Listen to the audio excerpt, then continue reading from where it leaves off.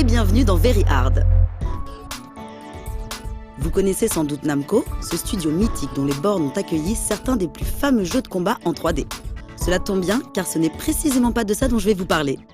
Non, aujourd'hui, nous allons nous pencher sur son système d'arcade 2D le plus ingénieux et spectaculaire, le Namco System 2.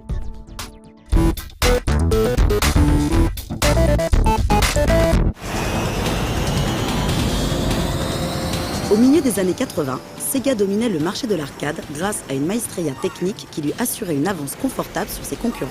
Zoom impressionnant, scrolling en perspective et effet de rotation contribuaient à faire de chacun de leurs titres une expérience unique. Des performances bluffantes qui nécessitaient toutefois des hardwares sur mesure à l'architecture peu orthodoxe. Une architecture reposant sur de multiples 68000 et de nombreux coprocesseurs graphiques qui s'avéraient très onéreux à produire. De son côté, Namco décida de prendre le contre-pied de Sega et de développer un système d'arcade plus économique. Le principe de ce système était de pouvoir s'adapter aux besoins de différents types de jeux, que ceux-ci nécessitent d'importants effets visuels ou pas. Et cela par le biais d'un design employant des chips spécifiques.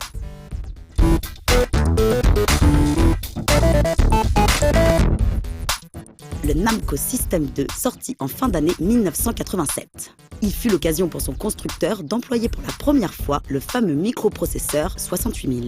Et cela non pas en un, mais en 2 exemplaires. Les boutons de mixage audio, qui étaient au nombre de 2 sur le Namco System 1, passèrent ici au nombre de 3. Un bouton pour les basses, un pour les médiums et un pour les aigus. À côté de ces 3 boutons, on trouvait également le classique bouton de volume. Il est à noter que ce développement très poussé au niveau du son était alors extrêmement rare dans le domaine de l'arcade. Mais surtout, selon les besoins, des effets impressionnants pouvaient être générés par des chips. Ces chips étaient des circuits intégrés dédiés à une gestion graphique particulière, comme les plans de scrolling, les zooms ou encore les rotations. Des effets impressionnants et novateurs qui apportaient aux jeux vidéo concernés une toute autre dimension. Ainsi, grâce à son zoom en temps réel, un titre spectaculaire comme Metal Hawk put apparaître comme un très sérieux concurrent à Ajax, grand succès du moment signé Konami. Tandis que les effets de rotation trouvèrent une parfaite utilisation dans le parc d'attractions de Marvel Land. Mais les titres les plus modestes techniquement avaient également leur place, comme par exemple Cosmo Gang The Video. Ce tout nouveau système permet ainsi à Namco de faire jeu égal avec Sega, mais pas uniquement pour une question d'effet.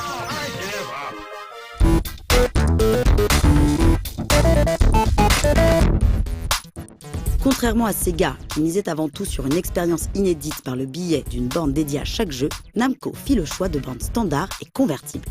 Il était ainsi possible de transformer une borne standard en véritable borne dédiée, et ce, grâce à un ensemble comprenant cartes, panels spéciaux et décorations. Certaines bornes dédiées d'autres constructeurs, comme Taito, pouvaient également être converties selon les envies. Un exemple célèbre étant la borne Operation Thunderbolt, qui pouvait être reconvertie en Steel Gunner 2. Il existait enfin une 3e possibilité offerte par un kit complet, celle de pouvoir convertir le jeu présent sur une carte Namco System 2 en un autre jeu. Une méthode qui présentait l'avantage de pouvoir alors obtenir un nouveau titre sans qu'il y ait besoin de racheter une carte complète. Le kit de conversion contenait des ROM abritant toutes les données du jeu. Il comprenait également des GAL qui autorisaient et coordonnaient l'accès de ces ROM. Et enfin, le Keycus, une clé numérique spécifique à chaque système 2 et faisant office de protection contre le piratage. Ainsi, ce kit permit à de nombreux exploitants de pouvoir profiter de nouveautés à moindre frais et de les rendre accessibles au plus grand nombre. En faisant le choix de miser principalement sur le système 2 et ses possibilités d'évolution, Namco permit le développement d'une trentaine de jeux très variés sur une période de 5 ans. Ce qui était alors une durée de vie conséquente pour un système d'arcade. Et tout comme pour les précédents hardware du constructeur, le System 2 accueillit les suites de certains de ses plus grands succès. Parmi celles-ci, Dragon Saber, Rolling Thunder 2 ou encore Super World Stadium. Une démarche qui permit à Namco de tenir tête à Sega tout en comblant ses fans.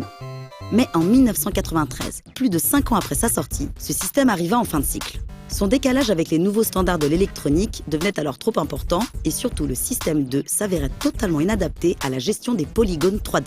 Namco finit donc par l'abandonner au profit de 2 nouveaux systèmes dédiés, le NA1 spécialisé dans la 2D et le système 21 qui ouvrait les portes de la 3D.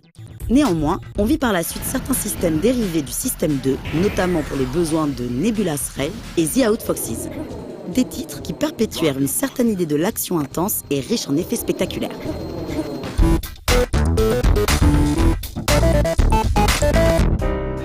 Le Namco System 2 restera dans l'histoire comme un des systèmes d'arcade les plus performants et les plus ingénieux jamais développés. Sa flexibilité permit de rendre accessible au plus grand nombre des titres parmi les plus fameux de son constructeur. Certains jeux Namco System 1 ont même été récemment convertis par des amateurs sur System 2. Quant à la plupart des effets qui lui étaient propres, on les retrouva quelques années plus tard sur Super NES. Mais ça, c'est une autre histoire.